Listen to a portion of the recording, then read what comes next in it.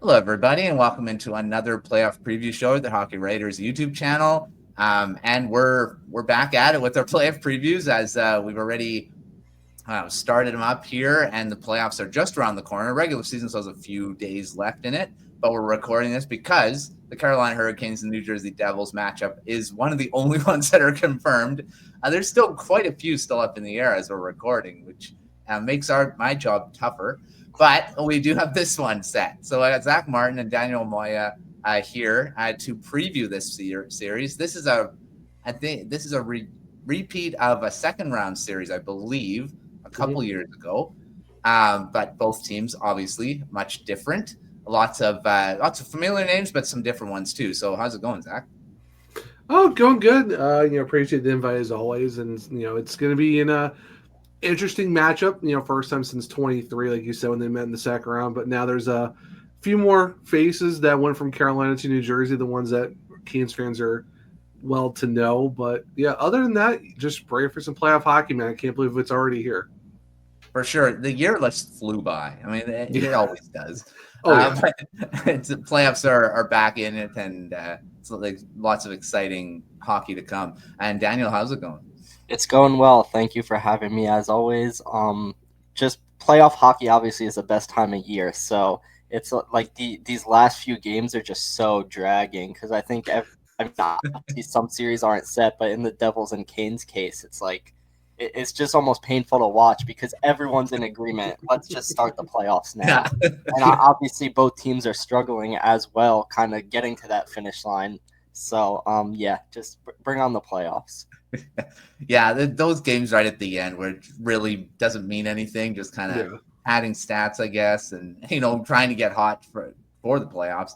Lots of not very exciting. You got teams like sitting players too and resting them. So yeah, I'd say just get to the playoffs, get to game one. So we'll start talking about this series now, and as we always do in these preview shows, we'll talk about the journey to the playoffs. See, different storylines that happened before. And we'll start with you, Zach, with the Hurricanes. Like, there's been a lot of changeover. First, the Mikko Rantanen trade was the big one that everyone was talking about, blockbuster trade. Unfortunately, didn't work out. Rantanen was traded again, and then got, Logan Stankoven has really fit in with the team. You got a few other additions at the trade deadline that seem to be fitting in really well, too. So what's been the journey been like for the Hurricanes in your mind? Yeah, it's been a crazy journey when you look at it overall, because you look at the season where they start 16-5-1, ripped off 8 games in a row really early on, especially going out to Western Canada and all that stuff. And then November, December, back and forth, 500-ish hockey, you kind of, wish you won some games here, wish you won some, but it is what it is. Then you saw a huge month in January where you go and get 22 points, had a bad February. Of course, you only had 7 games thanks to the 4 nations, but then you pick it back up for, 11-win March and stuff like that. And like you said, you talk about Logan Stankoven, and Mark Jankowski comes in, rips off 8 goals in his very short tenure. He's already doubled his total from Nashville that he had earlier this season. And let's not forget Taylor Hall. I mean, talk about a rejuvenated guy who's coming in here and who I think should get a contract extension, because he's been absolutely phenomenal for the Hurricanes. 4 power play goals in his time, and rejuvenated that whole group too. So it's been a lot of good additions that are kind of surprising, but it's worked out really well. And it's definitely been a weird season where you look at, you said bringing Mikko Rantanen, trading him, not that far, much later, like I think that 13 or something games and stuff like that. And of course, Frederick Anderson's out once again. Pierre Kachakov's had to man the load, and you can go through Tokarski and a bunch of these other net miners too, and Spencer Martin. So it's been a weird journey for the Hurricanes, but when you're looking at a team who's 1 point off of 100 again and going for their 7th straight playoff appearance under the Rod Brind'Amour era, going 7 for 7, it's been a wild year, but it just goes to show that while some people in national media want to act like that, the Hurricanes might finish on wild card and might miss the playoffs, never want to doubt this team. For sure, never doubt Rod Brind'Amour. He's gotten this team. It's a pretty well-oiled machine since he's become coach. So yeah, I never counted them out, like we were talking on the season preview. So they're still a really good team. Lots of great names and lots of exciting players to watch. I love Stankoven, love Seth Jarvis, as I've said before. Oh, yeah. Oh, they're and adding Stankoven, I'm like, I think the Hurricanes are my next next team I'll be cheering. Hey, you know what? Come over. You know what? If you need an Eastern Conference team, Carolina is not a bad one to have. You talk about Seth Jarvis, and then you have Stankoven, who's Seth Jarvis, but 2 inches shorter, and he's Bulldog. We have a bunch of Bulldogs on this team because why not? So, hey, if you want to look for an Eastern Conference team, Carolina's a good spot to have. There you go. I'm sure we'll talk about a couple of those names in our next bit here, too. All right, Daniel, let's talk about the Devils. I mean, a lot of changes in the offseason, as we chronicled in the season preview. You know, new coach, Sheldon Keefe comes in. I got a new starting goaltender, Jacob Markstrom. Both seem to have worked out. They're in the playoffs again after a little bit of a lull and, of course, firing their coach and all that turmoil. But seems to be that they're back on track. What has been their journey like in your mind? The way I look at it, it's almost been a tale of 2 seasons. The first half and the second half, really. They started off, obviously, like you mentioned, they had all those changes. They brought in guys like Stefan Nason, Paul Cotter, and they were all money. I mean, quite literally everything Tom Fitzgerald touched turned to gold. At least it seemed that way in the beginning. I think Paul Cotter had like 6-7 goals in the month of October. Stefan Nason at one point coming over from Carolina, his previous career high was 15. He was on pace for like 42 goals for a while. I mean, everything was just money. And on top of that, goaltending was the Devils' biggest issue. Last season, it was basically remedied between Jake Allen and Jacob Markstrom. They were lights out. Then December comes by. They just dominate in December. The new year turns, and whatever happened over that Christmas break still seems to be a mystery because the team just stopped playing well. I mean, if you looked on paper, there was no valid reasoning for it. They had so many star names: Jesper Bratt, Nico Hischier, Timo Meier, Jack Hughes. Luke Hughes was starting to slowly turn into a star. And it's not even like the goaltending was performing poorly. For some reason, they just couldn't string together wins consistently. Same roster, not any big injuries. So January was just a nightmare. And then they just slowly tapered off, and then Jack Hughes gets hurt. I believe in December they were 3rd in the league and 2nd in the Metro. At the time of speaking, they're 16th in the league and 3rd in the Metro. So, I mean, they were able to lock up that playoff spot. That's all that matters. You got to get in. But they've been playing sub 500 hockey since January 1st, and that is obviously not a recipe for success. With that being said, they had some additions over the trade deadline. Not any big names, but Cody Glass has given them some much-needed depth. Daniel Sprong has shown flashes of brilliance, and he's been a guy who has been a great depth scorer in the past. So the Devils have the ability to overcome the Hurricanes, certainly, but I wouldn't say it's super likely just based on the way their journey has been. I mean, like I said, you can't play sub-500 hockey for that long and expect results. But in the absence of Jack Hughes, some guys are starting to tick up their offensive ability, which has been important. Guys like Eric Halla, Nason's been chipping in a little, Paul Cotter's been chipping in with regularity, and you're going to need that depth scoring, right? Because the Carolina Hurricanes, they're like the kings of depth scoring. They're the kings of figuring it out. So it's not going to be easy. The Devils don't always match up well against Carolina, but the journey as a whole just it has, at least in my Twitter mentions, has a lot of fans wary of what's going to happen. But they have shown flashes, and Sheldon Keefe is a guy who has had great regular season success, not so much in the postseason. So it's just a question of, are those flashes going to turn into more sustained success, or is it going to be more like the regular season where, actually, this is a stat I'll bring up. It's been over 2 years since the Devils have won more than 3 games in a row. They are, I believe, 0-16 now after winning 3 games in a row. So for whatever reason, they just can't string that 4th win together. Now in the playoffs, if you win 3 in a row and lose 1, it's still not that big of a deal. But it just goes back to that term of consistency. They've been consistently inconsistent, and if you want to play playoff hockey, you need to be consistently consistent. Yeah.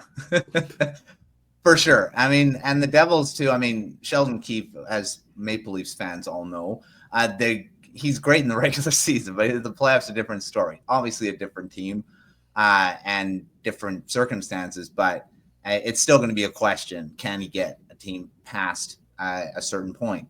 And he hasn't really shown that. So yeah, we'll see how it all goes. All right. Well, speaking of players, and we mentioned a couple names, Zach. Hurricanes have lots of names, like Daniel said. Their depth is quite good. I mean, and they've always had it.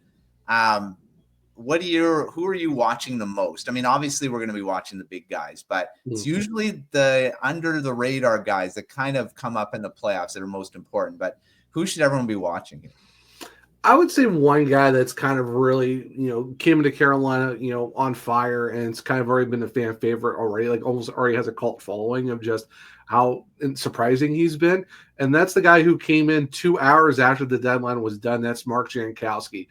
Comes in, has 4 goals with Nashville, playing okay, has a high shooting percentage, a career shooting percentage of 14%. You're like, okay, it's kind of high for a guy who's on the fourth line, and comes into Carolina, just absolutely rips off. Like his first 4 shots were goals.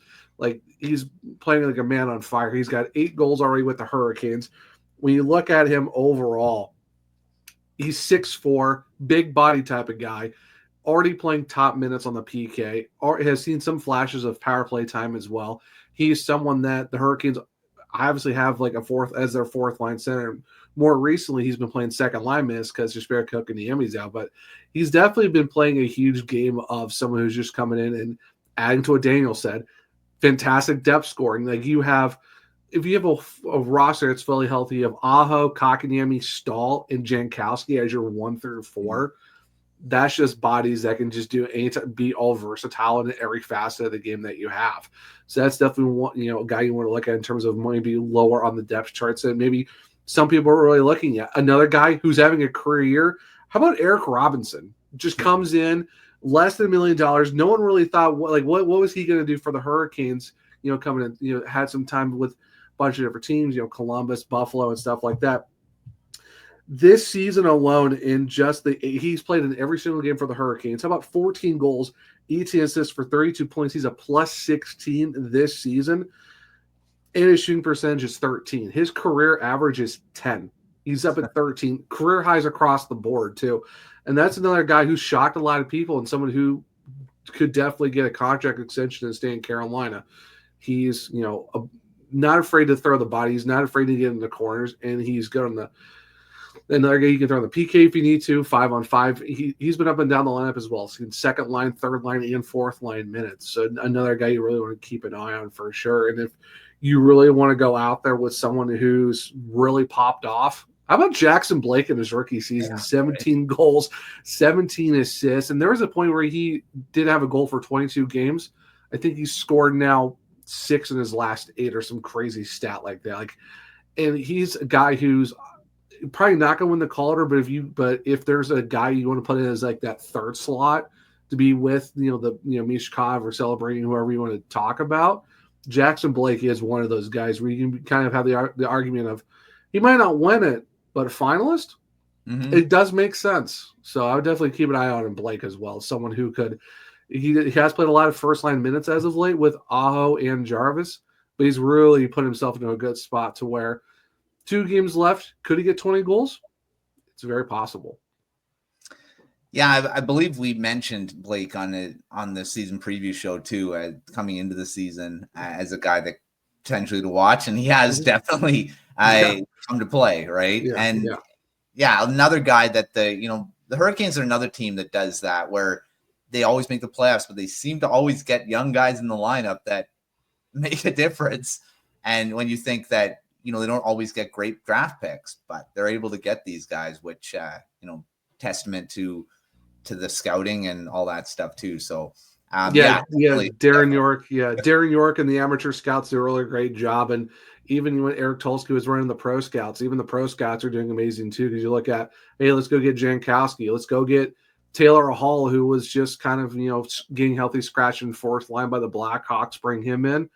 It just goes to show that a really good scouting department can really go a long way in the pros and in the amateur ratings to make You can have a lot of late first rounders or a lot of seconds. You'll be fun. You'll be funny to find a lot of the gems in the later rounds of 2, 3, 4, 5. I mean, look at Jacob Slavin, 4th rounder, best defensive defenseman in the NHL for a reason. So you never know. Yeah, and I mean, the Dallas Stars, the team they got Stankoven with, is similar. I mean, they seem to do the same thing, so they just kind of pilfered from them. Right, exactly. Well, right? All right, Daniel, looking at the Devils, I mean, they also bend from grabbing guys from the Carolina Hurricanes. Stefan Nazin, we've mentioned his name a few times already, and he's one of those guys that just come out of nowhere, and he's great in the playoffs. So he's been great in the playoffs in the past. And you've got looking at guys like Dougie Hamilton. Of course, he's hurt, but seems to be on the way back. That would be a big piece to add to the playoff picture. Jack Hughes, unfortunately, won't be. He's massive, but Nico Hischier stepped up. So who should everyone be watching? Could be the Stars or some of the guys that maybe fly under the radar. Well, I think first and foremost, Jesper Bratt you have to watch. He's been such a criminally underrated player across the league for the past few seasons. He's about to break 90 points. I would assume he's at 88 right now. He's just so shifty, and the way players around the league talk about him, even if you look at some of the interviews from Team Sweden, I mean, he's just respected everywhere he goes for one reason, and that's his work ethic. On and off the ice, he does the right things. That's why he's the Masterton Trophy nominee for the Devils. And that reflects on the ice. He's big into mental health, all that. And really just his preparation is unmatched from talking to other players. That's what it seems like. So with that, he really hasn't gotten much playoff experience. I mean, barely in 2018. And then 2 seasons ago, he was kind of second fiddle. He was okay. I think he had something like 6 points in 12 games. No, I don't think any goals. Maybe there was an empty net, but mostly assists. And he's someone now with Jack Hughes out that is basically going to have to be the number one offensive guy. And from what he's shown in the regular season, he's capable of handling it. He's one of those guys who could sometimes just rip off 3-4 points a night and make it look ridiculously easy. But like any player, he's a little streaky. And come playoff time, I guess the biggest question is he going to be able to handle the physicality of the playoffs? He's rounded out his physical game much more this season. Sheldon Keefe told me that he's closing a lot quicker and able to use his body as a result, which is great to see for him. His hits, I believe, from any previous season per game have more than doubled. So, but again, come playoff time, is it going to be enough? Because he's still not a huge physical winger. It's not like he's like a Matthew Tkachuk, but he's holding his own at least in that regard. So it's clear that that's a point of emphasis for him. But come playoff time, I mean, it's a whole different story, and you don't know until you truly see him. So he has really stepped up in Jack Hughes' absence, really taken a load of the offense and increased his production, which is a sight that Devils fans want to see because a lot of them were criticizing him, saying that he was just like a product of Jack Hughes, but he raised his game with Jack Hughes going out. But he hasn't really proven it in his career in the playoffs, and that's not to fault him because he hasn't gotten much opportunity. But this is his opportunity where he absolutely needs to step up, and I wouldn't be shocked if it happened. I would not be surprised at all. So Jesper Bratt is definitely one of them. Another one, I'm probably gonna go Timo Meier because same kind of deal. Timo doesn't always fly under the radar, but for most of the season, he was under hefty criticism. And basically the last 2 seasons, both of his full seasons as a Devil, he has not really turned it on at all until March. Instead of March Madness, they call it Meier Madness in New Jersey because he just kind of coasts and isn't producing that well. And then the calendar flips to March and he's off and running. I know he's one of the top goal scorers in the league in March last season. Same with this season. It doesn't really make sense to anyone, but it's just how it happens. But look, last season they didn't get the playoffs. This season, you want to be hot going into the playoffs. And he is playing some of his best hockey right now. And he's that sort of power forward that really doesn't exist that much in the league. I mean, you have guys like the Kachucks, Tom Wilson, who can score goals but also mix it up like that. And Timo Meier can do that. So it's going to be interesting. He has performed in the playoffs in the past, though 2 seasons back when he first joined the Devils, he did not have a single point in round 1 against the Rangers. Then he had a couple goals against the Hurricanes, but he's done more in the playoffs previously in his career when he was with San Jose. So just like Bratt, he's another guy who's just going to absolutely have to step up with Jack Hughes out because, and again, in the regular season, just like Bratt, he has, but that needs to carry over into the playoffs. So very important storyline there. And then if we're looking for another like more under the radar guy, I'm going to go Dawson Mercer. Dawson Mercer was probably arguably their most important player in the playoffs 2 seasons back. I mean, he scored, I think, 27 goals that season. And in the playoffs, he was close to a point per game player as like a middle sixer. And this season has, in all honesty, been a nightmare for him. His point production is way down. He's still a guy who's very valuable to a team. He has never missed a game in his NHL career. He's great on the penalty kill. He's still good even in his worst seasons for about 15 to 20 goals-ish. But he definitely has not looked like he did 2 seasons ago where he scored 27 and looked like a guy who could be a great top sixer in the league. So bottom line is clean slate come playoff time. If Dawson Mercer is able to raise his game, which he's shown some flashes of, but not enough, if he's able to go back to how he was 2 seasons ago, that is so big for the New Jersey Devils because he's a guy who can take over a game at times, and he's not going to do it by skating around everyone like he's Jack Hughes, but he's going to do it by getting to the dirty areas. He's going to do it by using a smart defensive stick, which he has great defensive instincts, but at some point the offense has to at least be serviceable. And for most of this season, I would think that Mercer knows as well that offensively he has to be better, but the playoffs are a perfect time for that. No one will care about the regular season if he steps up. And same kind of deal with Andre Palat, who has been much better in the playoffs in his career, but not always as much in the regular season. So sometimes the guys just need those bright lights to step up. And for a guy like Mercer, I wouldn't be surprised if he stepped up, but it's a big test for him.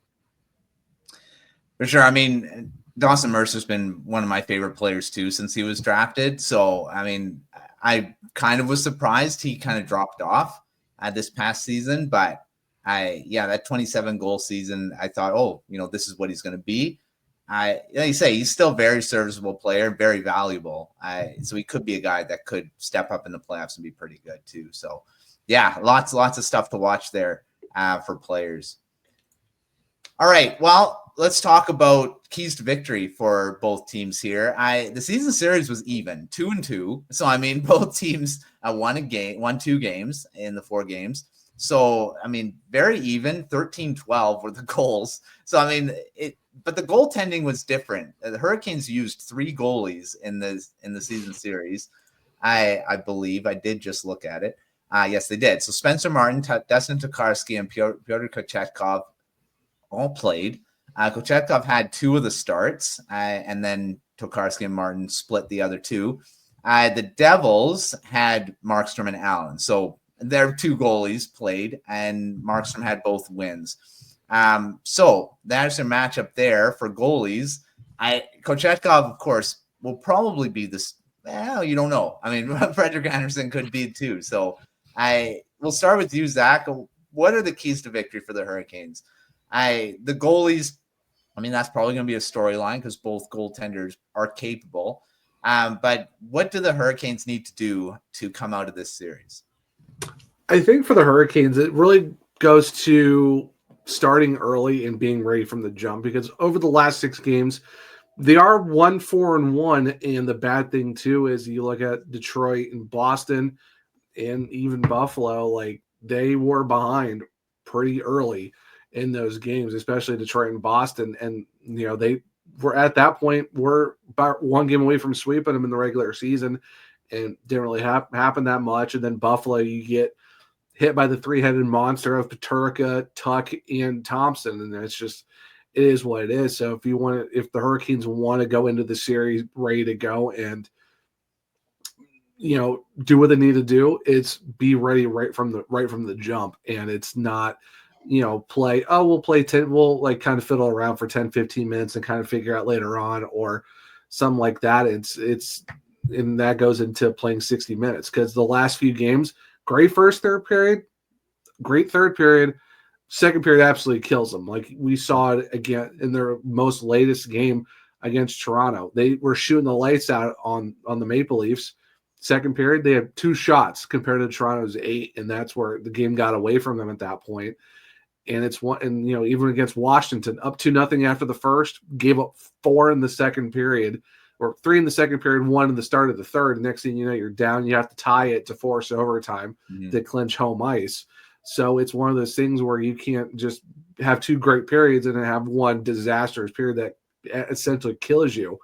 And, even while the Devils do have some injuries and stuff like that, Daniel's talked about it. They have some really good guys who can really put some damage on you that you don't want to give the opportunities to. So this is where you're looking at a Hurricanes team that has to use their structured. This is a very structured team that does a lot of transition from defense to offense. That's what they're built on. It's going from the blue line up, and that's what they need to build it off of. And that goes into another key point. Play your style. Don't fall out of what works for you. You've been doing it all season. You're seeing the great transition, the strong forecheck, strong back check. They got guys who can wheel pretty much almost from the blue line to the forward core too. There's a lot of fast guys on this roster. They have to capitalize on that and do what you need to do, because the last thing you want to do is just let that structure fall apart. And then you see games like the LA Kings where you get absolutely smacked 7-2 because you lose 50-50 battles. You give the other team too many opportunities, and then you're hanging your goalies out to dry. So it goes into a lot of do what you need to do, and that home ice is going to be huge. You're 31-9-1, tied the franchise record for wins in a season. The team they tied was the 05-06 Cup winning team with 31 wins. So that's where you need to take your home ice advantage and really show that, while it might be a cliche to say, no, they show that it's a straight up fortress at Lenovo Center. Road record, wish it was a little bit better, but not every team can win on the road is good. But it's definitely one of those things where it's start early, play 60, play your style. That's all you need to do. Yeah, so and the Hurricanes, we all know, have a really good style. They've had over the years, so they can play it there. It'd be tough to beat. We didn't talk about Jack Roslovic. He's actually the guy that led in the season series with 3 goals. So looking at it, another under the radar guy who had a really strong first half of the season. Second half, he's been okay. I wouldn't say he definitely. It was a tale of 2 seasons for him, where he saw that really hot start, and then in January he had like 2 goals. So it's just one of those things where it's, after the season, who really knows? But if he can get rolling again to at least be somewhat 70% of what he was in that first half, another depth guy who can really make some noise for the Canes. Sure. So, depth, I think, is going to be a big, if the depth scoring comes through, that's a big key to victory too for the Hurricanes as well. Yeah. Mm-hmm. All right, Daniel, for the Devils, Jesper Bratt, you talked about him. He led the season series in scoring with 7 points, 2 goals and 5 assists. Jack Hughes was second. Unfortunately, he won't be involved. But you mentioned Andre Palat. He had 2 goals in it, so he could potentially be a difference maker. So what is a key to victory, or keys to victory, for the Devils to come out of this series? And I don't know if it'd be an upset because they're really close on like standings, I guess. But it would be an upset since they are the lower seed. Yeah, I think first and foremost, special teams. Special teams has carried the Devils through a lot of their struggles this season. They're towards the top of the league in both power play and penalty kill. Sheldon Keefe said, quote, "Special teams are our baby."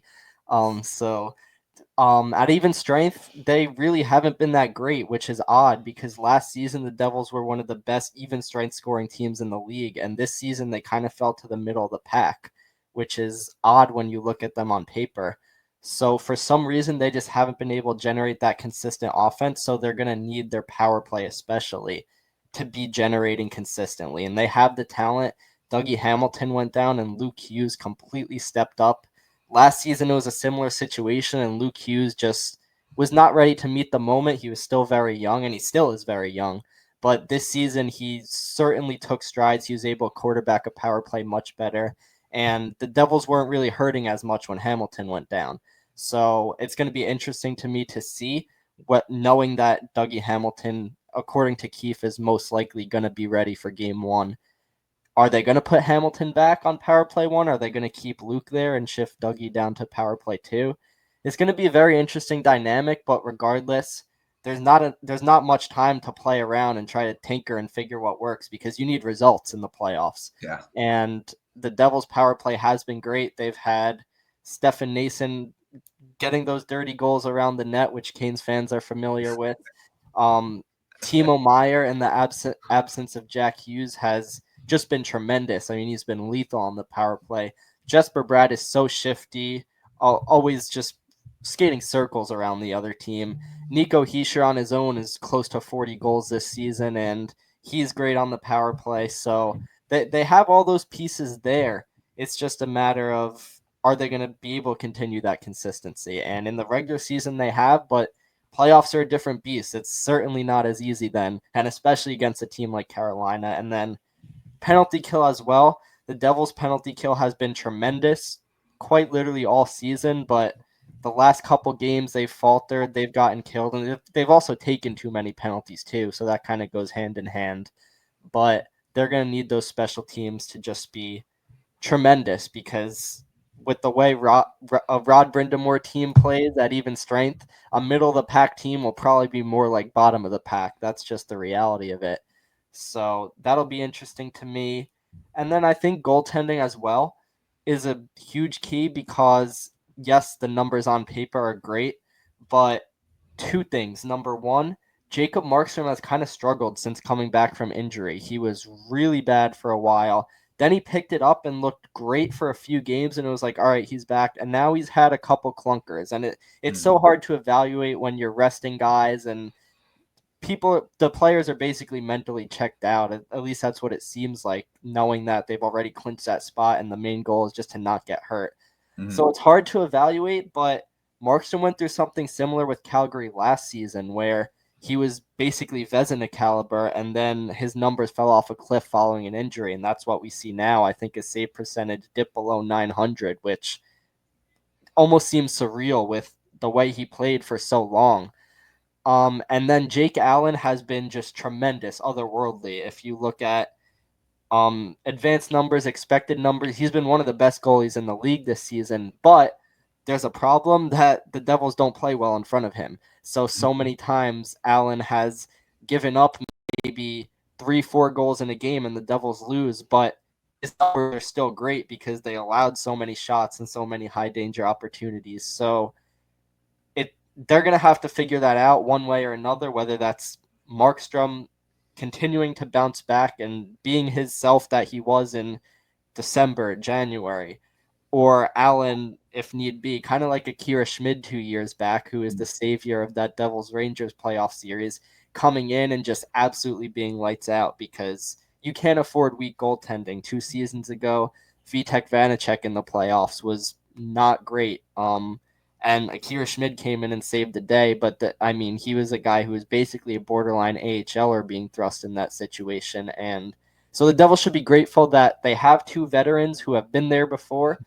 But with that being said, there's such little margin for error. So the goaltending has to be on the ball, because with the injuries, the Devils have enough to worry about outside of goaltending.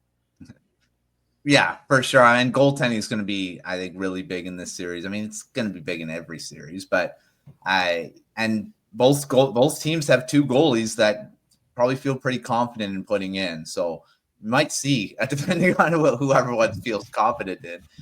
We'll see. Yeah, I will say though too, Matt, building off of what Daniel was talking about with like 5-on-5 and special teams, the Hurricanes are a really solid 5-on-5 team. You're talking like top 10 in both goals for and goals allowed per game, and they're talking special teams too. Their penalty kill, top of the league once again. It's their power play that has been very struggling since December and even January. They've turned it on kind of recently, but it's kind of faltered again since Shane Gostisbehere has been missing the last few games. So I think, building off what Daniel's saying, special teams on 5-on-5 play will be very huge, because if the Devils can kill it on the special teams, then that's going to be a big factor, even if Carolina's got the number 1 PK, because if their power play is not going, because we all know it's winning on the road and how's your special teams. And if but one or both are struggling, it could turn a short series into a very long one. But if the Hurricanes are managed to stay 5-on-5 and not falter to multiple penalties like we saw against the Rangers last year, then there's a possibility that, that could be a very big key too. But I did want to build off what Daniel was talking about. For sure. Special teams in 5-on-5, very huge for how both teams kind of, weave their way through the season this year. Yeah, I was about to mention, the special teams are, 24th on the power plays are the Hurricanes in the league. And that's not good going into the playoffs. We were 27th at one point. We were 27th at one point. That's how bad it got. And there was even a point in the season we were 10th. And we dropped from 10 to 27 like that. Yeah. And Devils are 3rd on the power play. And then penalty kill, the Devils are 4th. So, it's a battle of penalty kills. Who can kill penalty? Right, exactly. Right. So that's going to be a big storyline for sure in this series. All right, let's get to our quick fire round, and let's start with you, Zach, on this one.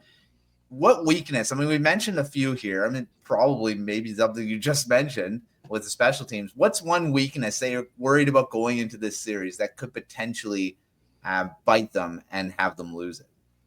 The two of them I already mentioned. I'm going to re-mention them again just real quick. Power play, it's gotten better, but it has struggled on from 10 to 27. Now they're at 24.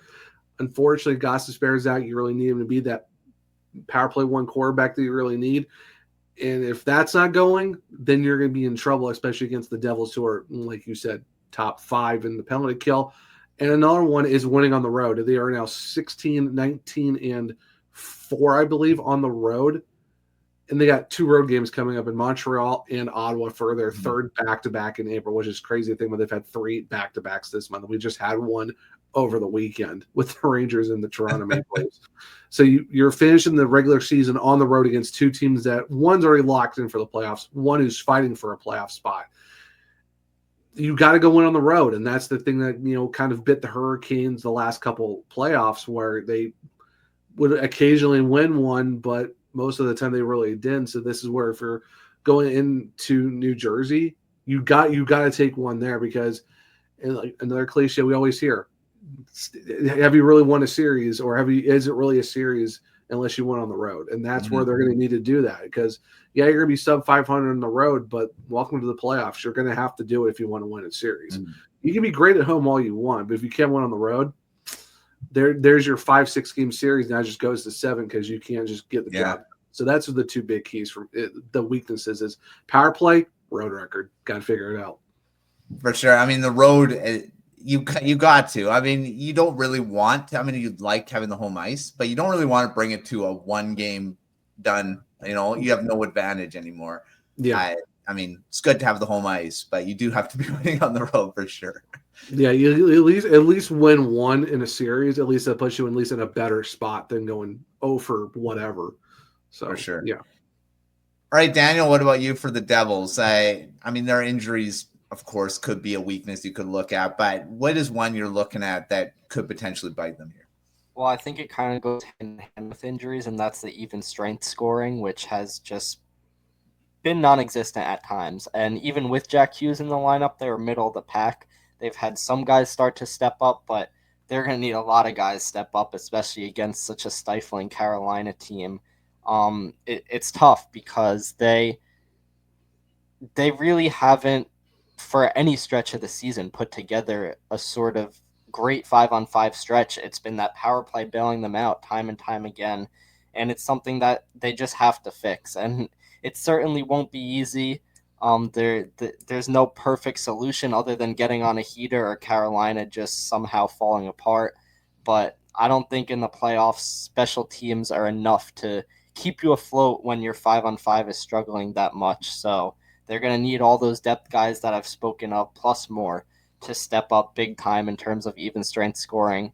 And then another thing for me is, ironically, road and home, the way they play on the road, but not on the road. Specifically against Carolina, because the Devils are a better road team than home team, but against Carolina, they have really, really struggled in that barn.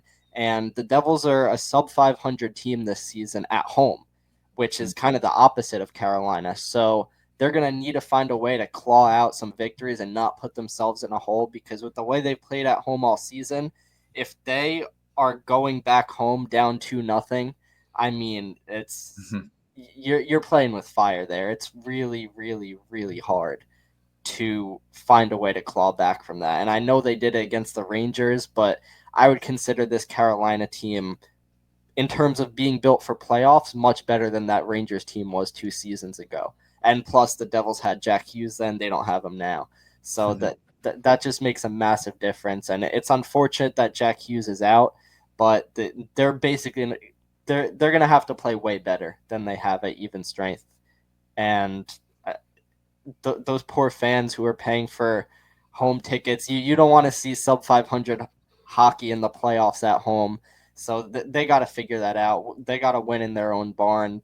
I would assume I'll give them benefit of the doubt. The games that have been quote unquote more exciting for the fans, where the energy is like going crazy, the Rangers games they've had, the game where against Edmonton where Mrs. Fields the cookie won the dessert race for the first time. Anytime the fans have like brought that intensity to a different level, the Devils have. So home record aside, maybe if the crowd's going crazy like that, maybe that's something they build off of and that they're able to jump over that hurdle. But otherwise, it's definitely something I would keep an eye on. And it's a little alarming. That is kind of interesting. You want to have a good home record going into the playoffs. I mean, you want both. You want to be kind of balanced, I guess. That's kind of weird to be below 500. And I mean, also, you're basically the two different teams, right? Like you see, the Hurricanes are below 500 on the road, and but I guess they can hang their hat on being good in New Jersey. So, all right, let's talk about X factors. Now, X factors, it could be a player, it could be a situation. We probably mentioned them already here, but I'll start with you, Zach. What's an X factor in this series for the Hurricanes? I didn't talk about him in the players to watch, so I kind of figure we're going to talk about him in this one. Seth Jarvis. Like, the dude is already, in the Toronto game, already beat his career high in assists with 35, already tied his point total from last year with 67, and he did it in 8 fewer games. And get this, Matt, he did it while missing 7 games this year after aggravating his shoulder injury. And he's 2 goals away from setting his career high in a goal total as well, which is crazy to think about. New highs in shorthanded goals with 5, shorthanded points with 7. He's 2 points away from setting a new career high in power play points. Like, yeah, his game-winning goals have gone down a little bit, but you're talking about a guy who's 3 points away from 70 from the first time in his career, and he's missed a bunch of games in the process. So if you want to talk about someone who's an X factor on all 3 phases, offensive, neutral, and defensive zone, who can play 5-on-5 up and down the line, no matter where you throw him at first line, third line, second, fourth.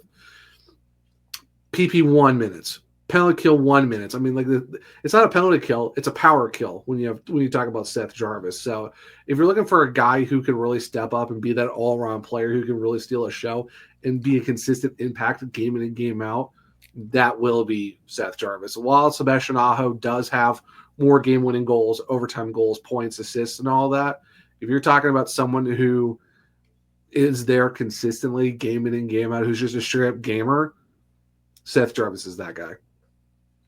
And also don't forget Jordan Martinook. If we all remember the second round of the 23 playoffs, Jordan Martinook loves playing the New Jersey Devils. And Jarvis very good in the playoffs too. He's led the team last year in goals. He led the team last year in goals. Mm-hmm. With a broken finger. Yeah, 13 goals in his playoff career already. 13 goals in 40 games, which is pretty good to start a career. Yeah, sure. 5 goals last year on a broken finger that he got against the Islanders in the first round. Still put up 5. Insane. All right, Daniel, what about you? I mean, Stefan Nazin, I'll pick as an X factor right now, but I mean, maybe I took him from you. Who or what is an X factor for the Devils? Well, I wasn't going to bring up Nason, but I'll touch on him quickly because his goal scoring kind of fell off a cliff in the last couple months of the season. And when the Devils were going well and basically beating every team that came through, it was when Stefan Noesen was going well, and primarily on that power play. And they've still been able to get by and score those power play goals, but Noesen occasionally chipped in on at even strength as well. And he really just hasn't done that much. So they're going to need him to step up. I think he's a guy who can certainly rise to that. With that being said, another guy I'll coin as an X factor, Daniel Sprong. He's probably overlooked. Some probably might not even know that he's going to play in the playoffs. He's been healthy scratched at times. But this is a guy who, Keefe said it himself, has been one of the best depth scorers in the league at times. And it was his own defensive woes that had him banished to the American Hockey League. And he was in the AHL at the time the Devils got him at the deadline. But he came back and Keefe was very blunt. He's like, we know Daniel Sprong's weakness, and if he wants to be in the lineup, he has to work on it. And to his credit, he absolutely has. I mean, there has maybe been one sequence in probably 9-10 games now where Sprong has made a mistake that led to a chance the other way, and it wasn't even a goal against. He's sneaky fast. He has a deceptive shot. I think he scored 40-something points last season. And with Jack Hughes out, they're going to need that depth scoring. And this is a guy who can score in bunches at times if you pick and choose the right moments. He's not going to be playing on the top line. He's not going to be getting 22 minutes a night. It'll probably be more like 10 to 12. But he's usually put up against other teams' third, fourth lines, which, granted, when it's Carolina, is still very good. But if they can pick the right spots, Daniel Sprong is someone who can add that depth scoring that the Devils so desperately need and have not gotten for most of this season. So that's a big thing to me. We talked about the power kill of Carolina. The Devils kind of have the same thing now that Jesper Bratt's been on the PK this season. He's someone who, if you make a mistake on the power play, he's going the other way and creating a scoring chance. And it's crazy how he played for almost 6 seasons and was really never even tried out on the penalty kill. But he was this season. Well, he was last season as well, but not as much. This season, he became a mainstay. And he really generated some offense at times, at some key times as well. So if even strength isn't going to be going well, the Devils, if they could steal 1 or 2 goals on the penalty kill, and if Carolina's power play is struggling, that could end up being a major X factor. So obviously it's not an easy thing to do to score a shorthanded goal, but if they could find a way to sprinkle in 1 or 2, that could drastically change things. And then lastly, I feel like we can't go through this video without mentioning Eric Halla. He's had a history with Hurricanes fans, and last time they played, he got booed a lot. So he's someone who, again, like Dawson Mercer, like Andre Palat, when they played the Rangers 2 seasons back, was a very important piece of that. He's great in the faceoff circle, great on the PK, but he provided depth scoring then that he hasn't done as much. There was a stretch where I think he went with no goals in 28 games, something like that. But he started to pick it up over the last month. He's looked a lot more like himself from 2 seasons back, and we just keep hammering the same point here. Depth scoring is so, so, so important. And if he's going to be that person who chipped in pretty regularly in the playoffs 2 seasons back, that's another big thing. And especially I would think that he's going to be extra amped up given that it's against the Hurricanes. There were pictures that Sportsnet posted last summer where he was golfing with his friends and he wore a bracelet that said "Canes suck." So it's a really deep thing here. Obviously he's going to want to show out, and I really think this series could potentially bring out the best in him. So that's definitely another X factor for me. And I think we're kind of putting together the pieces of the puzzle here. It all kind of comes down to depth scoring. All these guys who are capable of more and just really haven't given it. So you're going to need at least most of them to be clicking, especially in the absence of Jack Hughes. So what you're saying is your question of him scoring, kind of he took that personally? Is that what you're saying, Daniel? I don't know. We'll let the play on the ice dictate. He pulls his Michael Jordan moment. I took that personally. You know what? Whatever works. These guys are human beings too. So sometimes people just need motivation, and like I said, with his history with Canes fans, I think that would be plenty motivation on its own. Yeah, we'll have to watch that. Well, sure. Yeah, his playoff record against the Canes will say otherwise, but we'll see how that works out. All right, let's talk about quickly. These are the last bunch of quick questions here. Series MVP. Now, it can be from the team that you cover, or it could be from the other team. I guess that tips your hand of who you think is going to win this series. But who is going to be the series MVP? And I'll start with you, Zach. What do you got? Already talked about him enough. Gonna make this quick and simple. Seth Jarvis, MVP. Or what about you, Daniel? Well, he actually just took my answer, but I it's okay. You can join in. You can join in with it. Yeah, I think I will have to just. Oh wow, Ivan Demidov just scored. That's pretty crazy. But already. Yeah, oh, wow. Yeah. I think Jarvis. He's kind of what Devils fans wish Dawson Mercer was, if that makes sense. And who Dawson Mercer was 2 seasons back and hasn't been able to replicate. That's who Seth Jarvis has been. I mean, he completely earned that Team Canada designation and was great in that tournament. He's just he's that player that's a thorn in your side. And I could just see him really pushing the Canes over the finish line. And look, I think the Devils definitely have a shot to win it. This isn't saying like, oh, the Devils are going to get wiped in 4 games. I don't think so. But when you just dissect every small amount, every little part of each team's game, I think guys like Jarvis put Carolina over the edge, and he's a guy who could just get red hot and just go on a complete tear, which the Devils have those guys as well. But, the MVP is usually going to go to the winning team, and I think that's what we have here. I'll throw Logan Stankoven in there. I always have to because I love watching that guy play. So sure. Yeah, he'll be added in there. All right, quickly bold prediction for the series, and then we'll get to our series predictions. But I'll start with you, Daniel, on this one. A bold prediction for the series. Ooh, that's tough. Jesper Bratt will have 10+ points.